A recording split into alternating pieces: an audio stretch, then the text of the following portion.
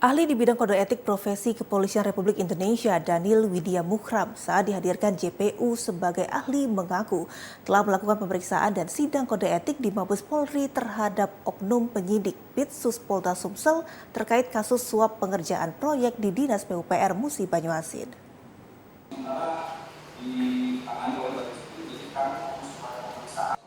Sidang kasus suap atau gratifikasi paket proyek di Dinas PUPR Kabupaten Muba tahun 2019 yang menjerat AKBP Dalizon, mantan Kapolres Oku Timur, kembali digelar di Pengadilan Tipikor Palembang.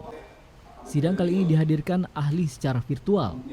Ahli di bidang kode etik profesi Kepolisian RI, Daniel Widya Muchram, di hadapan Majelis Hakim Tipikor Palembang mengaku saat ini sudah dilakukan pemeriksaan dan sidang kode etik terhadap AKBP Dalizon, mantan Kapolres Oku Timur, serta terhadap oknum penyidik Pitsus Polda Sumsel yang diduga ikut serta melakukan tindak pidana korupsi.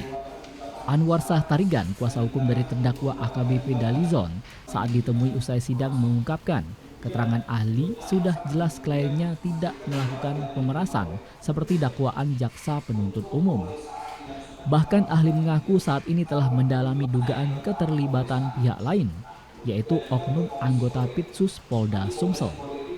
Ada beberapa pihak yang harus bertanggung jawab, tidak hanya dari Dalizon sendiri, ya.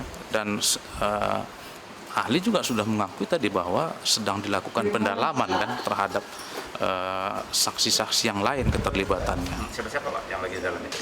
Ya sesuai dengan keterangan ahli tadi Salupen, yang 3 orang itu anggota kan, demikian juga terkait dengan atasannya kan, seperti itu. Ya kita tunggu aja Mas, kita tunggu aja bagaimana fakta persidangannya sampai endingnya kan gitu. Sidang akan dilanjutkan pekan depan dengan agenda menghadirkan ahli meringankan dari kuasa hukum terdakwa.